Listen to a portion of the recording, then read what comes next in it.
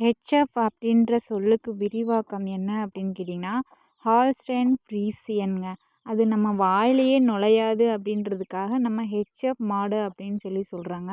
இந்த ஹெச்எஃப் மாடுகள் வெளிநாட்டின மாடுகள் தாங்க. இது எங்கே கண்டுபிடிக்கப்பட்டது, இனம் கண்டுபிடிக்கப்பட்டது அப்படின்னு கேட்டிங்கன்னா, டச்சு நாட்டில் வடக்கு ஜெர்மனி பகுதியில் இது முதலாக இனம் கண்டுபிடிக்கப்பட்டதுங்க. இந்த தகவல் நேற்று ஹெச்எஃப் மாடுகள் பற்றி பேசும்போது சொல்ல மறந்த தகவலுங்க. நீங்கள் தெரிஞ்சுக்கோங்கங்க. இன்றைக்கி வீடியோவில் என்ன பார்க்க போகிறோம் அப்படின்னு பார்த்தீங்கன்னா, பால் மற்றும் பால் சம்மந்தப்பட்ட பொருட்கள் அதை பற்றி இந்த வீடியோவில் நான் உங்களுக்கு எனக்கு தெரிஞ்சதை இந்த வீடியோவில் உங்கள்கிட்ட சொல்கிறேங்க. என்னோடய வீடியோ உங்களுக்கு பிடிச்சிருந்துச்சி அப்படின்னா மறக்காமல் லைக் பண்ணுங்கள், ஷேர் பண்ணுங்கள், கமெண்ட் பண்ணுங்கள், என்னோடய சேனலை சப்ஸ்கிரைப் பண்ணிக்கோங்க. இப்போ நம்ம வீடியோக்குள்ளே போகலாங்க.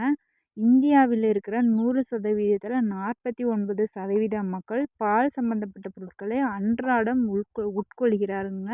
அதில் பால், தயிர், மோர், வெண்ணெய், பால் பவுடர், பிஸ்கட்ஸ், சீஸ், பாலாடை கட்டி, yoghurt, palkova, butter, condensed milk, ice cream, cream போன்றவைகள் இந்த பால்லேருந்து தயாரிக்கப்படுதுங்க. அது மட்டும் இல்லாமல் நம்ம மாதிரி கிராமங்களில் இருக்கிறவங்க இந்த பாலை மதிப்பு கூட்டி விற்பனை பண்ணும்போது நம்மளுக்கு அதிலிருந்து அதிக லாபம் கிடைக்கிதுங்க. அது எப்படி விற்பனை மதிப்பு கூட்டி பண்ணணும் அப்படின்னா, நம்ம இந்த பாலை கொண்டு போய் நேரடியாக சொசைட்டிக்கு ஊற்றாமல் நம்மளே அந்த பால்லேருந்து தயிர்லேருந்து வெண்ணெய், நெய் இந்த மாதிரி எடுத்து விற்கும்போது நம்மளுக்கு அதிக லாபம் பார்க்க முடியுதுங்க. இது நம்ம லாபம் நம்மளுடைய வருமான யுத்திங்க. அப்புறம் அது மட்டும் இல்லாமல் பால்கோவாவிற்கு பெயர் பெற்ற ஸ்ரீவில்லிபுத்தூருங்க.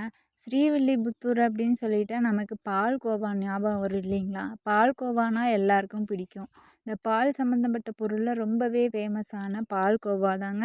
இந்த பால்கோவா சாப்பிடாதவங்க யாருமே இருக்க மாட்டாங்கங்க. நம்ம ஊரில் அடிக்கிற வெயிலுக்கும் கொட்டுற பனிக்கும் எல்லாரும் போய் குமியிற இடம் பார்த்திங்கன்னா அந்த டீ கடை தாங்க. அப்படி அந்த டீ கடையில் டீ போடுறதுக்காக நம்ம கொடுக்குற பால் தாங்க அங்கே போய் சேருது. நம்ம கொடுக்குற பால் நேராக ஸ்ட்ரெயிட்டாக அங்கே போய் பால் கடைக்கு போய் சேருதா அப்படின்றது கிடையவே கிடையாதுங்க.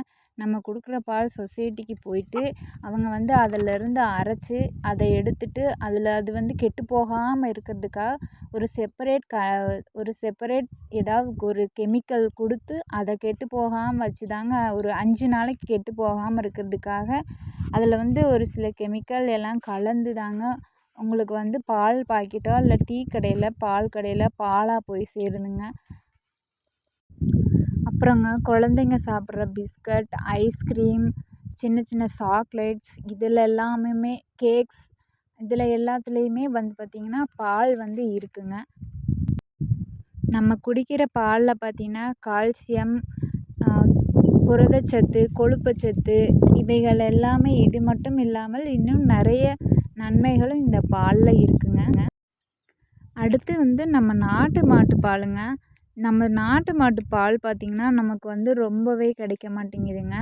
ஏன்னா அதில் நிறைய கொழுப்புச்சத்து, புரதச்சத்து, கார்போஹைட்ரேட்ஸ் இதெல்லாமே நார்மல் பாலை விட அதில் 2 மடங்கு அதிகமாக இருக்குங்க.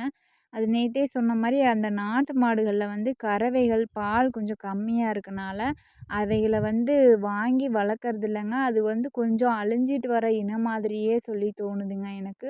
இருந்தாலும் கூட இந்த நார்மல் மாடில் இருக்க பாலை விட 2 மடங்கு அதிகம்தாங்க நம்ம நாட்டு பாலோட விலை மதிப்பு எல்லாமேங்க.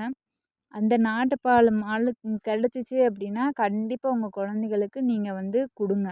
சரி, புதுசாக விவசாயம் அந்த மாதிரி இல்லாமல் விவசாயம் சம்மந்தப்பட்ட அந்த இதில் நமக்கு லாபம் பார்க்கணும் அப்படின்னு நினச்சிங்கன்னா கண்டிப்பாக நம்ம அந்த மாட்டு பண்ணை நமக்கு ரொம்ப யூஸ்ஃபுல்லாக இருக்குங்க.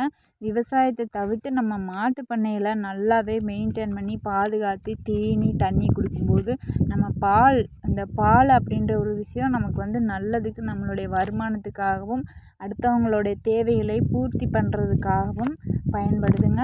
இதோட இந்த வீடியோவை முடிச்சுக்கிறேங்க. உங்களுக்கு ஏதாவது இந்த பால் சம்மந்தப்பட்ட பொருட்கள் தெரியும் அப்படின்னா நான் சொல்ல மறந்துட்டேன் அப்படின்னா என்னோடய கமெண்ட் பாக்ஸில் மறக்காமல் கமெண்ட் பண்ணுங்கள். நன்றி, வணக்கம்.